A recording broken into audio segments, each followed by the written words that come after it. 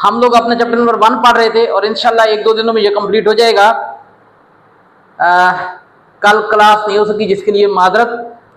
Vector representation, vector representation बच्चों, vector को कैसे रिप्रेजेंट किया जाता है? एक तो सिंबॉलिकल वे है ना, मैंने आपको बताया था कि सिंबॉलिकली वेक्टर की सिंबल्स क्या होती हैं भाई। लेटर से जैसे वेलोसिटी है तो v, फोर्स है तो f, और उनके ऊपर एक छोटा सा एरो डाल दिया जाता है, यानी लेटर के ऊपर छोटा सा एरो डाल दिया जाता है, तो ये वेक्टर की सिंबल बन जाती है।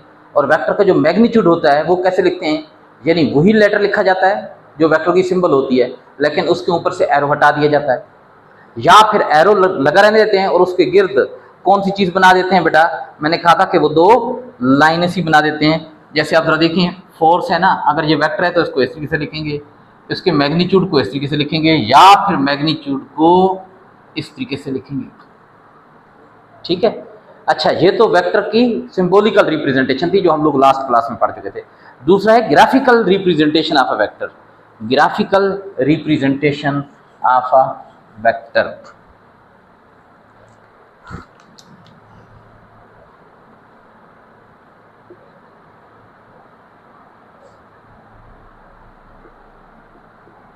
रिप्रेजेंटेशन ऑफ वेक्टर, बेटा ग्राफिकली वेक्टर को कैसे रिप्रेजेंट करते हैं भाई? वेक्टर में दो चीज़ होती है ना, एक होती है डायरेक्शन और दूसरी कौन सी चीज़ होती है, मैग्नीट्यूड। तो ज़रा देखें डायरेक्शन को कैसे शो करते हैं। डायरेक्शन बेटा, उसके लिए हम लोग एक कोऑर्डिनेट सिस्टम क्या करते हैं, बनाते हैं। Draw a coordinate system, draw a coordinate system. ठीक है जी। अब कोऑर्डिनेट सिस्टम दो किस्म के होते हैं बेटा, एक तो होता है जियोग्राफिकल। जियोग्राफिकल को हम लोग इस तरीके से बनाते हैं, ये नॉर्थ हो गया, साउथ, ईस्ट और कौन सा हो गया, वेस्ट। ये जियोग्राफिकल कोऑर्डिनेट सिस्टम है। और एक होता है कार्टेशियन कोऑर्डिनेट सिस्टम। जरा देखिए इस तरीके से, यहाँ हम लोग लिख देते हैं एक्स, इधर लिख देते हैं माइनस एक्स, यहाँ हम लिख देते हैं वाई, इधर क्या लिख देते हैं, माइनस वाई लिख देते हैं। ये कहलाता है कार्टेशियन कोऑर्डिनेट सिस्टम। ये कौन सा हो गया, जियोग्राफिकल कोऑर्डिनेट सिस्टम।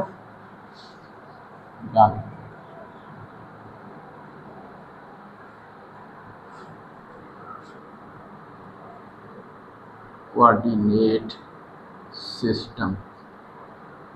और ये कौन सा हो गया, ये हो गया बेटा कार्टेशियन।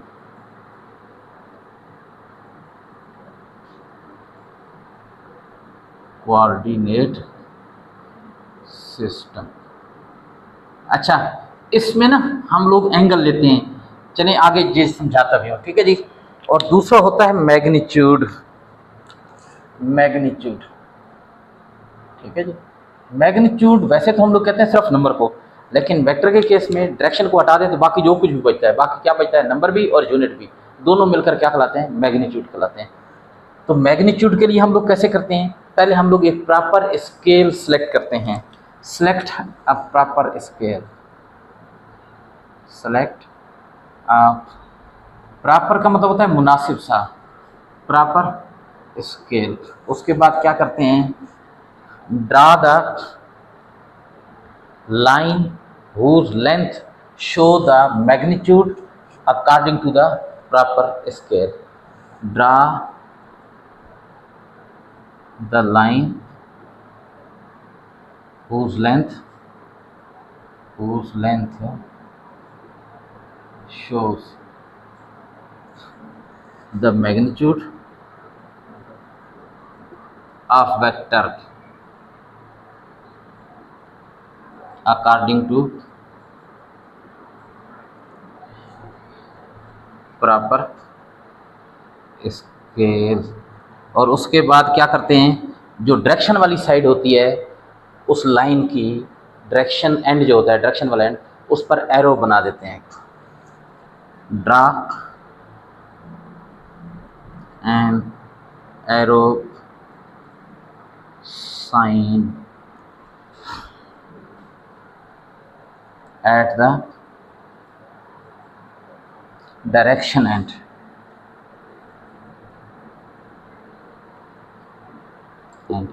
और डायरेक्शन वाला एंड जो होता है वो क्या कहलाता है, हेड। हेड ऑफ वेक्टर, और दूसरी जो साइड होती है वो क्या कहलाती है, other side of the line, other side of the line is called, क्या कहलाती है बेटा, टेल, टेल कहलाती है। आप जैसे देखें ना, एग्जाम्पल से हम इसको समझते हैं। देखिए बच्चों, एग्जाम्पल से समझते हैं, ठीक है। 60 Newton force, a force of 60 Newton, a force of 60 Newton acting toward south, acting toward south, south की साइड पर फोर्स क्या कर रही है बेटा, 60 न्यूटन की फोर्स एक्ट कर रही है। अब ये एक वेक्टर है, 60 न्यूटन उसका मैग्नीट्यूड है और साउथ उसकी डायरेक्शन है। इसको हम लोगों ने ग्राफिकली, क्या मतलब लाइन के ज़रिए हम लोगों ने इसको रिप्रेजेंट करना है। तो सबसे पहले मैं क्या काम करूंगा, ज़रा देखें बेटा, कोऑर्डिनेट सिस्टम, कोऑर्डिनेट सिस्टम इसमें कौन सा लगेगा, शाबाश जल्दी बताएं कौन सा वाला कोऑर्डिनेट सिस्टम लगेगा, जल्दी जल्दी बताओ कौन सा, जियोग्राफिकल कोऑर्डिनेट सिस्टम या कार्टेशियन कोऑर्डिनेट सिस्टम लगाएंगे? जी बेटा, इसमें कौन सा सिस्टम लगेगा, जियोग्राफिकल कोऑर्डिनेट सिस्टम लगेगा, शाबाश, देख लें जियोग्राफिकल कोऑर्डिनेट सिस्टम। अब जरा देखिए, हम लोगों ने एक मैग्नीट्यूड के लिए क्या करनी है, सिलेक्ट अ प्रॉपर स्केल, एक प्रॉपर स्केल सेलेक्ट करनी है। अब मैं सेलेक्ट कर लेता हूँ 10 न्यूटन इक्वल 1 सेंटीमीटर। ज़रा देखें इसका हम लोग यहाँ पर सोल्यूशन देखें बच्चों, सोल्व करते हैं। जी बेटा, स्केल या प्रॉपर स्केल, प्रॉपर स्केल इसकी क्या बनेगी, ज़रा देखें, अभी ठीक है, क्लियर आ रही है? अच्छा, प्रॉपर स्केल क्या बनेगी, 10 न्यूटन इक्वल 1 सेंटीमीटर। अब बच्चों 10 न्यूटन को हमने 1 सेंटीमीटर की इक्वल लिया, हमारे पास तो 60 न्यूटन है, तो क्या मतलब है 60 न्यूटन, क्या करेंगे, शाबाश जल्दी बताएं, 60 न्यूटन कितने सेंटीमीटर की इक्वल हो जाएगा, शाबाश, अगर 10 न्यूटन 1 सेंटीमीटर की इक्वल है तो 60 न्यूटन 6 सेंटीमीटर के इक्वल है। अब हम लोगों ने 6 सेंटीमीटर लंबी लाइन बनानी है, वो 6 सेंटीमीटर लंबी लाइन इस स्केल के मुताबिक 60 न्यूटन यानी इसके मैग्नीट्यूड को शो करेगी। और बच्चों उसकी डायरेक्शन कौन सी होनी चाहिए, साउथ, साउथ की साइड पर है, नीचे की जाने होगी। तो अब स्केल की मदद से आप लोगों ने क्या करना है, स्केल की मदद से बेटा एक 6 सेंटीमीटर लंबी लाइन नीचे की जाने खींचनी है। अब जब ये 6 सेंटीमीटर, एग्जैक्ट 6 सेंटीमीटर होना चाहिए, इस साइड पर आप लोग ये एरो बना देंगे। तो यहाँ पर आप लोग लिखेंगे 6 सेंटीमीटर इक्वल हो जाएगा कितना, 60 न्यूटन, और ये साइड कौन सी हो गई, साउथ वाली साइड हो गई। ठीक है जी, तो ये इसका क्या है, ग्राफिकल रिप्रेजेंटेशन है इस वेक्टर का।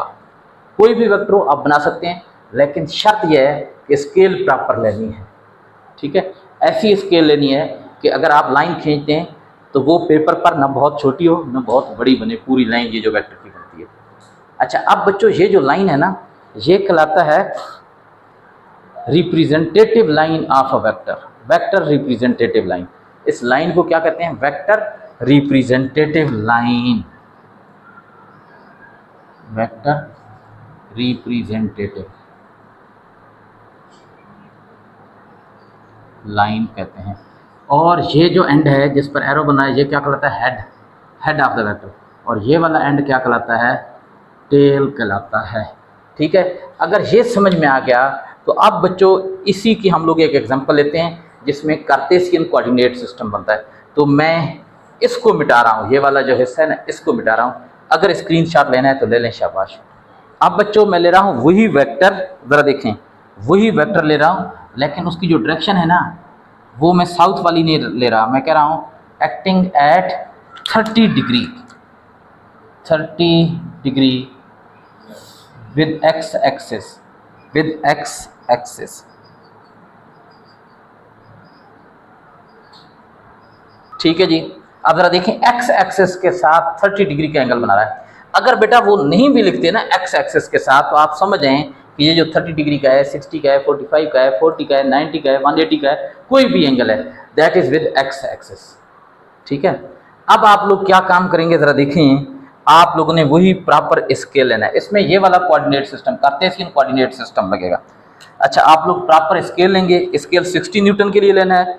तो क्या करते हैं हम लोग, ये लिख देते हैं 10 न्यूटन किसके इक्वल है, 1 सेंटीमीटर के। तो 60 न्यूटन किसके इक्वल हो जाएगा, शाबाश बताएं, 6 सेंटीमीटर के। 10 न्यूटन 1 सेंटीमीटर, 60 न्यूटन 6 सेंटीमीटर के। अब बच्चों हम लोगों ने लाइन खींचनी है, लेकिन कैसे, 30 डिग्री के एंगल के लिए। तो अब हम लोग इस तरह का कोऑर्डिनेट सिस्टम बनाएंगे, ये वाला। तो यहाँ पर ज़रा देखें, मैं ये वाला सिस्टम बना रहा हूँ जी बच्चों। ये हो गया एक्स एक्सिस, ये कौन सा हो गया वाई एक्सिस, ये कौन सा हो गया -x, ये कौन सा हो गया -y।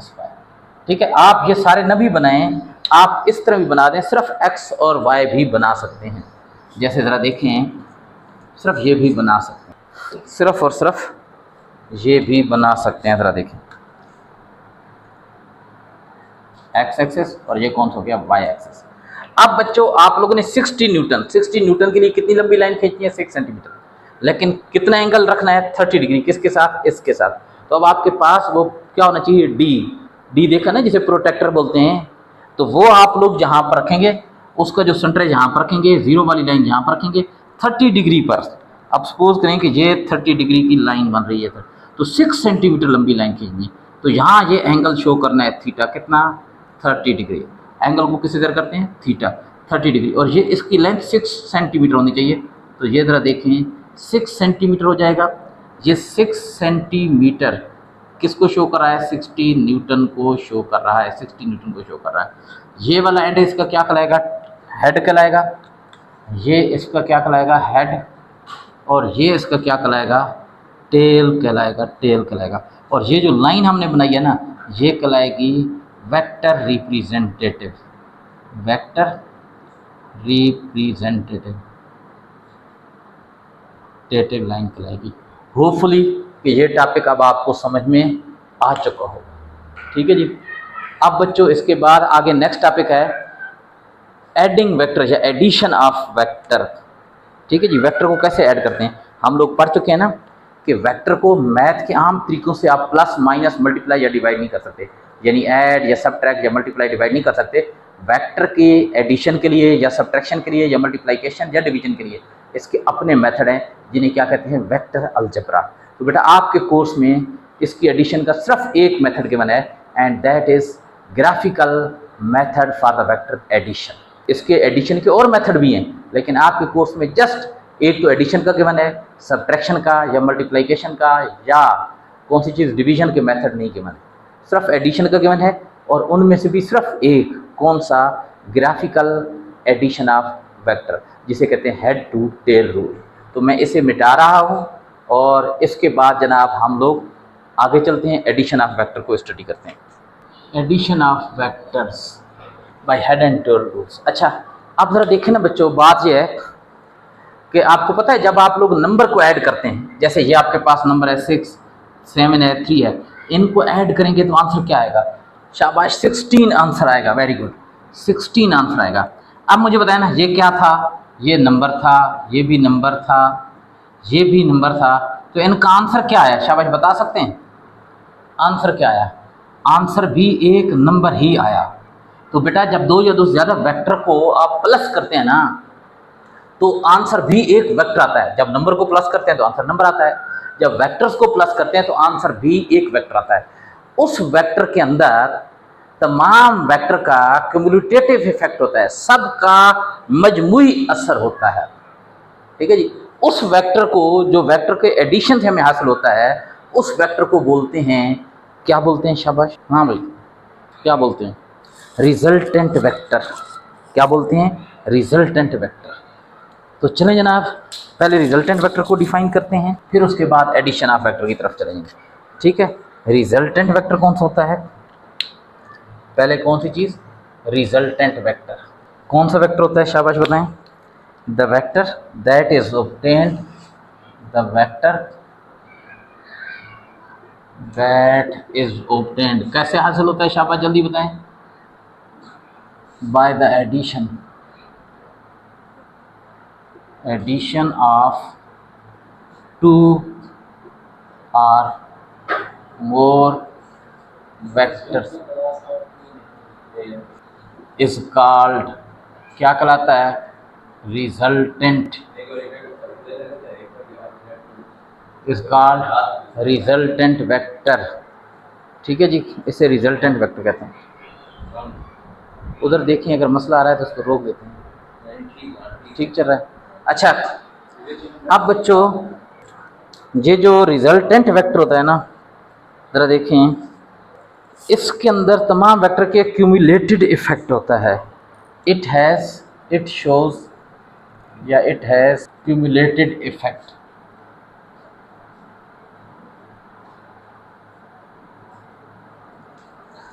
बच्चों ज़रा देखिए ना, रिजल्टेंट वेक्टर को मैंने क्या कहा है कि वो जब दो या दो से ज़्यादा वेक्टर, जितने भी वेक्टर हो उनको प्लस करते हैं, तो जो जब प्लस करेंगे ना बहुत सारे वेक्टर को, तो हमारे पास सिर्फ एक ही वेक्टर आ जाएगा। उस एक वेक्टर को क्या कहते हैं, रिजल्टेंट वेक्टर कहते हैं। उस रिजल्टेंट वेक्टर के अंदर तमाम वेक्टर्स का इफेक्ट, असर मौजूद होता है। क्यूमुलेटेड इफेक्ट क्या मतलब है, सबका मजमूई असर उसके अंदर मौजूद होता है। अब बच्चों अगर आप लोगों के पास वेक्टर इस तरीके से हैं, ज़रा देखें, इस तरीके से एक वेक्टर है ए, दूसरा वेक्टर है बी, तीसरा वेक्टर है सी। इनको अगर आप प्लस करेंगे ना, तो जो आंसर आएगा उसको आप लोग फिर आर से ज़ाहिर करेंगे। लेकिन अगर बात होगा तो हम इस तरीके से भी करते हैं कि एक वेक्टर है A1, एक वेक्टर है A2, एक वेक्टर है A3। तो इनको जब प्लस करते हैं तो जो इनका रिजल्टेंट आता है ना, उसको हम जस्ट A से ज़ाहिर करते हैं। ठीक है, इनको क्यों नहीं A से ज़ाहिर किया या B से या C से, क्योंकि ये सारे के जो सबकी जो सिंबल थी वो अलग अलग थी। इन सब की सिंबल एक हैं, सिर्फ इनके साथ क्या लगा 1, 2 और 3 इनको डिफ्रेंशिएट करने के लिए, तो इसलिए हम लोगों ने क्या लिख दिया A। अच्छा, अब जरा देखिए, अगर ये आपके पास है F1, ये है F2, ये है कौन सा F3, तो बताएं इनका जो रिजल्टेंट वेक्टर आएगा उसको किससे ज़ाहिर करोगे? शाबाश, जल्दी बताओ, जल्दी बताओ, जल्दी बताओ। इनका जो आएगा रिजल्टेंट वेक्टर, उसकी सिंबल क्या होगी? F होगी। शाबाश, F होगी। कितने स्टूडेंट्स हैं हमारे पास इसका? अच्छा, और कुल टोटल कितने हैं इस क्लास में? अब बच्चों हम लोगों ने एडिशन ऑफ वेक्टर पढ़ना है। Addition of vector,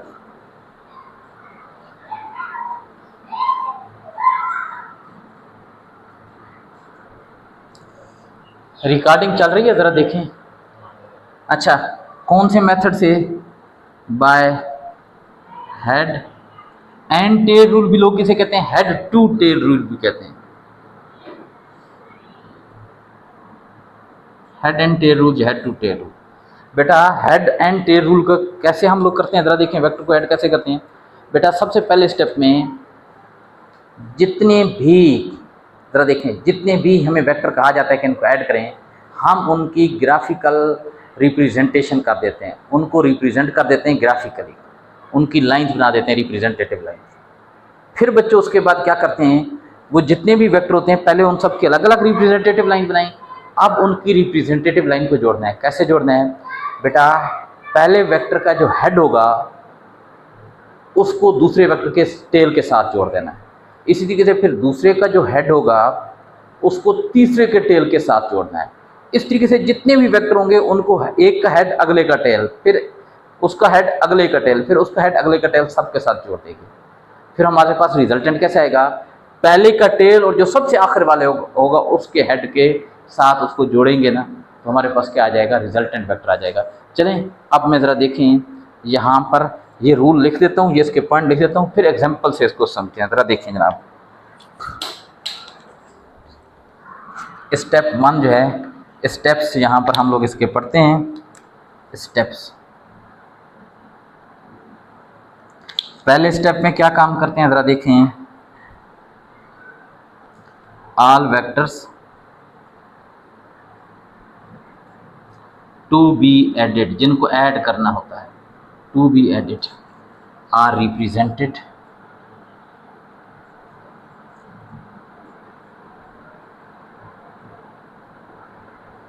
bye their representative line. अभी पढ़ी थी ना कि रिप्रेजेंटेटिव लाइन क्या होती है। जब वेक्टर को हम ग्राफिकली रिप्रेजेंट करते हैं तो जो उनकी लाइन बनती है वो क्या कहलाती है? Representative line. लाइंस। ठीक है जी। फिर दूसरे नंबर पर फिर क्या करते हैं,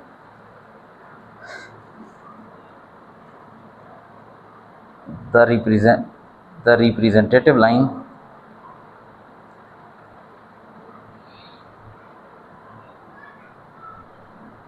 of all the vectors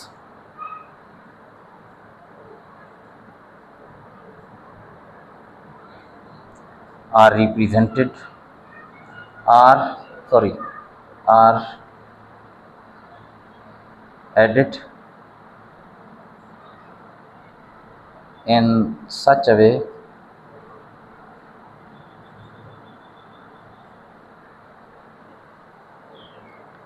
that head of first vector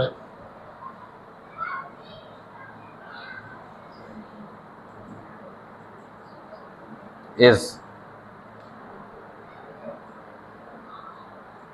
joined with the tail of second या next vector।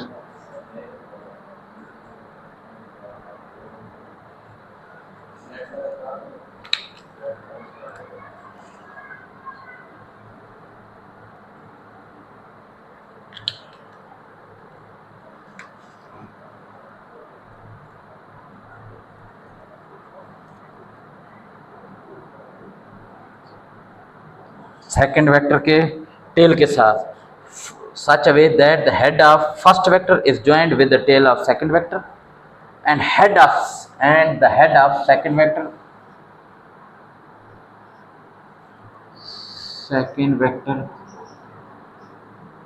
is joined with the tail of third vector and so on। ठीक है जी। यानी पहले के हेड को दूसरे के टेल के साथ, दूसरे के हेड को तीसरे के टेल के साथ, और इसी तरीके से जितने भी वेक्टर होंगे उनको सबको जोड़ देंगे। आगे है अब रिजल्टेंट वेक्टर कैसे हासिल होता है, तीसरा स्टेप है कैसे हासिल होता है। अब जब सब वेक्टर को जोड़ देंगे तो जो पहले का टेल होगा और आखिरी का जो हेड होगा उनको जोड़ने से रिजल्टेंट वेक्टर हासिल होगा।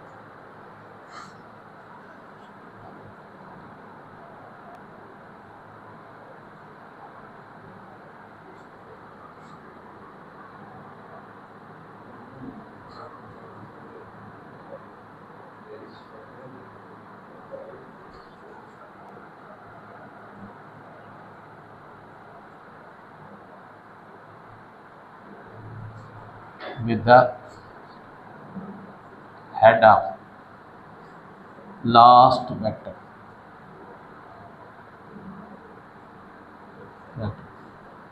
its length। अब वो जो पहले के टेल को आखिरी के हेड के साथ जोड़ेंगे ना, उस वेक्टर की जो लेंथ होगी वो प्रॉपर स्केल के मुताबिक रिजल्टेंट के मैग्नीट्यूड को शो करेगी।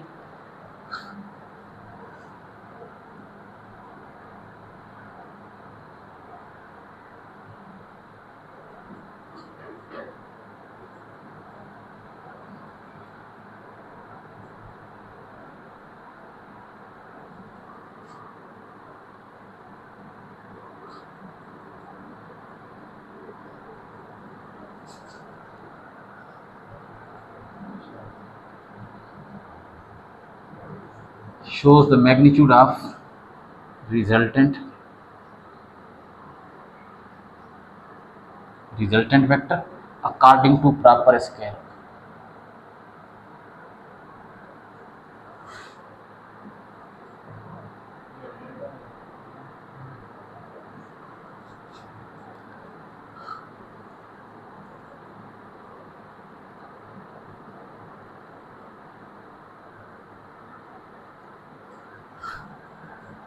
and its direction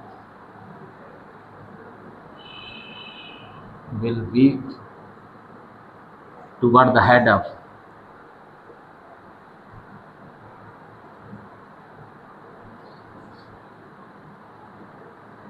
last vector। चलिए आप इन सारी चीज़ों को समझते हैं। बेटा हमारे पास सपोज करें कि 3 वेक्टर है ना, एग्जाम्पल है,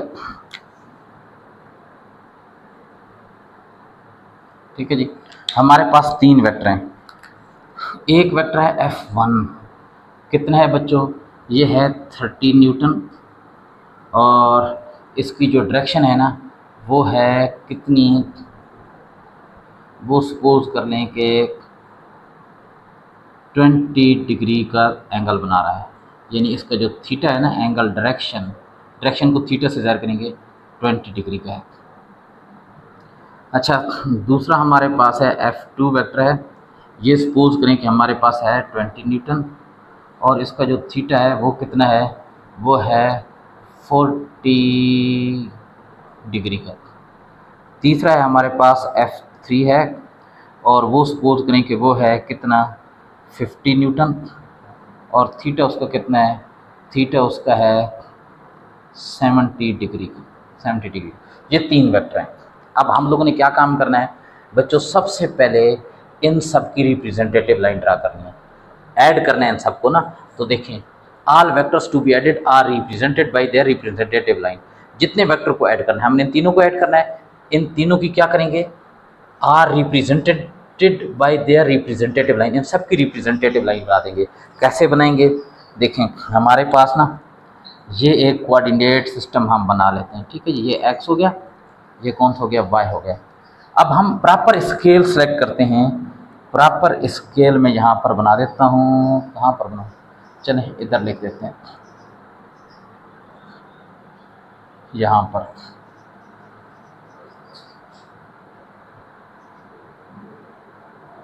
प्रॉपर स्केल है ना, कितना, 10 न्यूटन इक्वल 1 सेंटीमीटर, ठीक है जी।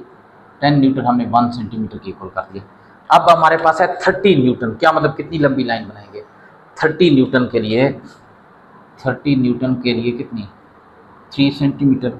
फिर हमारे पास 20 न्यूटन है, देखिए ना ये 20 न्यूटन है, कितनी लंबी लाइन बनाएंगे, 2 सेंटीमीटर। फिर हमारे पास 50 न्यूटन है, तो 50 न्यूटन के लिए कितनी लंबी लाइन बनाएंगे, 5 सेंटीमीटर। तो चलें जनाब, अब पहले हमने बनानी है 3 सेंटीमीटर लंबी लाइन, एंगल कितना बनाना है, 20 डिग्री का। तो आप डी की मदद से यहाँ एंगल बनाएंगे, सपोज करें कि ये एंगल है जनाब, और ये हो गया कितना, 3 सेंटीमीटर। कितना एंगल बन गया बेटा, ये एंगल बन गया है 20, हाँ 20 डिग्री का, 20 डिग्री। और ये कितना है, 3 सेंटीमीटर लंबी लाइन है, 3 सेंटीमीटर। ये कौन सी है, F1 है, ठीक है जी। अब F2 20 न्यूटन है, क्या मतलब 2 सेंटीमीटर लंबी लाइन बनना है, लेकिन 40 डिग्री का एंगल।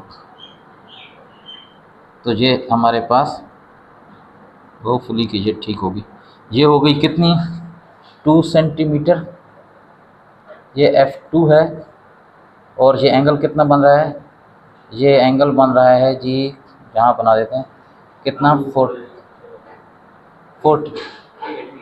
40 डिग्री का। अच्छा, अब बच्चों 50 न्यूटन यानी 5 सेंटीमीटर लंबी लाइन बनानी है, तो जनाब और 70 के एंगल से,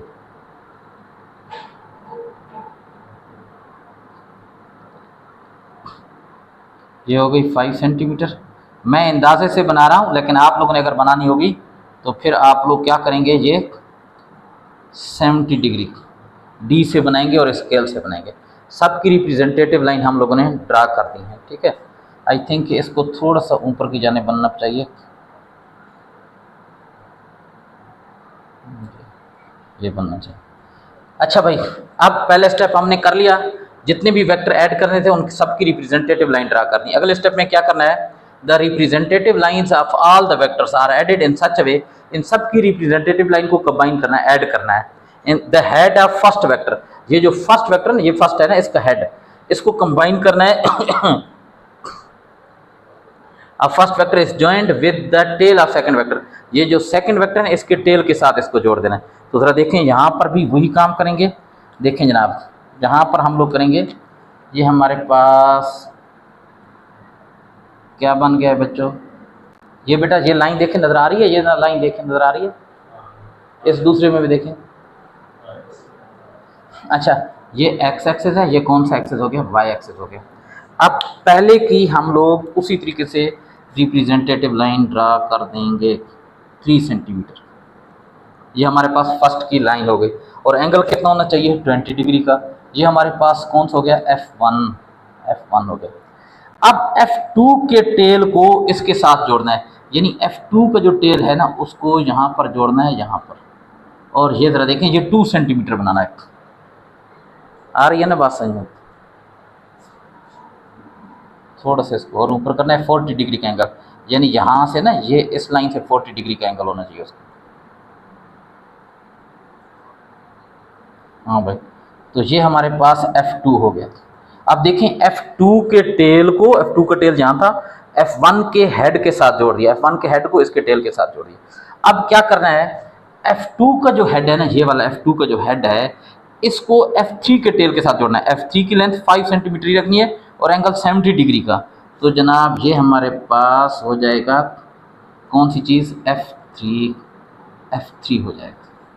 ठीक है, ये हमारे पास। अब जरा देखिए, हमने सब वेक्टर को जोड़ दिया, F1 F2 F3 को आपस में जोड़ा। कैसे जोड़ा, पहले के हेड यानी F1 के हेड को F2 के टेल के साथ, F2 के हेड को F3 के टेल के साथ जोड़ दिया। अगर हमारे पास चौथा होता तो उसके टेल को इसके साथ जोड़ देते, पांचवा होता तो उसके टेल को चौथे के हेड के साथ जोड़ते, सबको जोड़ते देते इस तरीके से। अब भाई वेक्टर को ऐड कर रहे हैं ना, ऐड करने के बाद हमारे पास एक ही वेक्टर आएगा। जैसे अगर 10-20 नंबर हों, उनको ऐड करते हैं तो एक ही नंबर आता है। तो अब बच्चों जितने भी वेक्टर होंगे उनको जब ऐड करेंगे तो एक वेक्टर आएगा, उस वेक्टर का नाम क्या होगा, शाबाश जल्दी बताएं। देखें बेटा, इधर बच्चे जवाब देंगे, शाबाश जल्दी जल्दी बताएं। जब सब वेक्टर को हम ऐड करेंगे F1 F2 F3 तो एक वेक्टर आएगा, उस वेक्टर का नाम भी बताएं और सिंबल भी बताएं। शाबाश जल्दी करें, देखें बता रहे हैं नहीं बता रहे, रिजल्टेंट वेक्टर कहलाएगा, शाबाश। और सिंबल क्या होगी, सिंबल नहीं लिखी,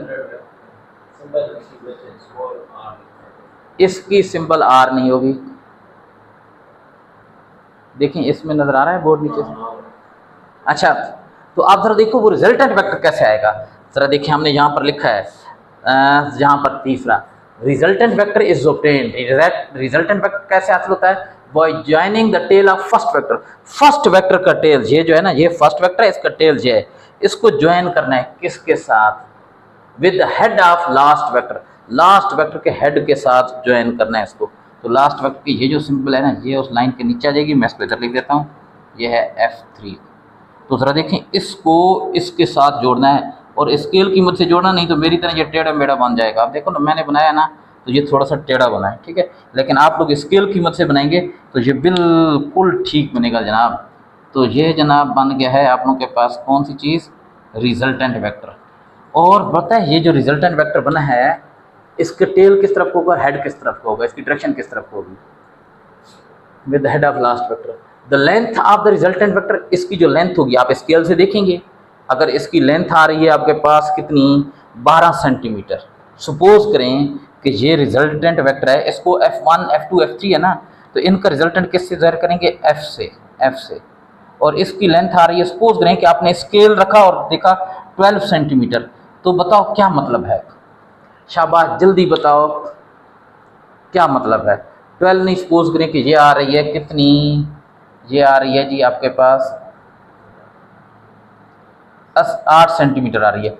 तो बताओ इसका क्या मतलब है, 8 सेंटीमीटर अगर ये आ रही है तो एक प्रॉपर स्केल के मुताबिक, स्केल क्या है, 1 सेंटीमीटर 10 न्यूटन है, तो 8 सेंटीमीटर कितने की इक्वल हो जाएगा। ये देखें बच्चे बता रहे होंगे बेटा,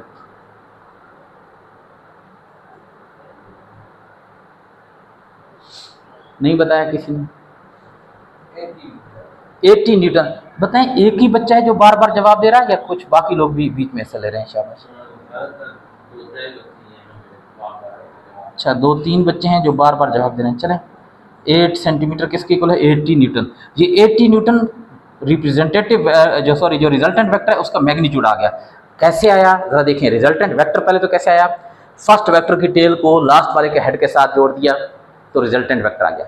अब इस रिजल्टेंट वेक्टर की जो लाइन है, इसकी लेंथ जो आप स्केल से मेजर करेंगे, प्रॉपर स्केल के मुताबिक बेटा मैग्नीट्यूड को शो करेगी। जरा देखें क्या लिखा हुआ है, the length of the resultant, ये जो रिजल्टेंट है इसकी जो लेंथ है vector line, show the magnitude magnitude show करती है of resultant vector, resultant vector के मैग्नीट्यूड को शो करती है according to the proper scale. देखें ये 8 सेंटीमीटर लेंथ थी लेकिन हमने कहा 80 न्यूटन, कैसे? प्रॉपर स्केल के मुताबिक। And its direction will be toward the head of last vector, जो लास्ट वेक्टर था ना ये F3, इसका हेड इधर था, तो इस रिजल्टेंट की डायरेक्शन इस साइड पर होगी, रिजल्टेंट की डायरेक्शन इस साइड पर होगी, ये इधर डायरेक्शन होगी। तो इसकी डायरेक्शन को हम लोग इस एंगल से बताएंगे कि ये जितना भी एंगल बनेगा डी से मालूम कर लेंगे। अब सपोज करें कि ये बन रहा है 45 डिग्री, सपोज कर लिया हम लोगों ने 45 डिग्री बन रहा है, तो जनाब इसकी डायरेक्शन कितनी हो जाएगी? 45 डिग्री। तो हम कहेंगे कि जो रिजल्टेंट आया ना एफ, उसका मैग्नीट्यूड था 80 न्यूटन और उसका जो थीटा था वो कितना आ गया? 45 डिग्री। बच्चों आप ज़रा देखें, अगर कोई आम बंदा करेगा इनको प्लस ऐड करेगा, वो कहेगा कि जी एक है 30 न्यूटन, एक है 20, एक है 50, प्लस करके अब 30 और 20 कितना हो जाएगा? 50 और 50 100। वो कहेगा जी रिजल्टेंट 100 न्यूटन आएगा। लेकिन बेटा देखिए यहाँ पर 100 न्यूटन तो नहीं आ रहा है, 80 न्यूटन आ रहा है। तो क्या मतलब आम जो मैथ के प्रिंसिपल से हम लोग प्लस करते हैं ना, जैसे अभी मैंने सिंपल जैसे मैथ में प्लस करते हैं 30 प्लस 20 प्लस 50 100 आ गया, ये तो मैथ का तरीका है, तो उससे आप वेक्टर को ऐड नहीं कर सकते। यही पढ़ा था ना, vector can not be added according to the simple mathematic rule, लेकिन उनका अपना एडिशन का रूल होता है जो क्या कहलाता है? Vector algebra. तो ये वेक्टर अलजबरे के मुताबिक हम लोगों ने इसको ऐड किया। अच्छा अगर कोई आम बंदा होता तो वो कहता है जी एक की डायरेक्शन 20 है, फिर 20 डिग्री 40 डिग्री 70 डिग्री, वो इनको प्लस करता 20 और 40 60 प्लस 70 130, कहता है जी रिजल्टेंट की जो डायरेक्शन है वो 130 आ जाती है। लेकिन देखो 130 नहीं आ रही, कितनी आ रही है? 40। तो क्या मतलब सिंपल तरीकों से प्लस नहीं कर सकते, जब इनका अपना तरीका होता है जिसे वेक्टर अलजबरा कहते हैं। तो होपफुली कि ये वाला टॉपिक अब आप लोगों का क्लियर होगा इंशाल्लाह, और वीडियो आप लोग दोबारा देखेंगे। अच्छा ये वीडियोस आप यूट्यूब पर भी चल रही हैं, अगर आप लोगों को कहीं और से नहीं मिलती तो यूट्यूब से देख लिया करें, ठीक है जी। अच्छा अब बच्चों इसके बाद आगे है, देखें जनाब, अब इसके बाद बेटा टाइम कितना रहता है? ज़रा टाइम बताएं और मुझे पानी भी दे दें। टाइम बताएं, टाइम।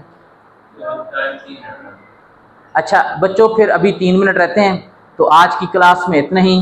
आज अल्हम्दुलिल्लाह हमने अच्छा खासा एक काम को खींचा है, तो होपफुली कि 1 या 2 क्लासों में ये चैप्टर ख़त्म हो जाएगा और अगले चैप्टर में इंशाल्लाह हमारी स्पीड ज़्यादा होगी, अल्लाह ने चाहा। ठीक है जी, अल्लाह हाफिज़।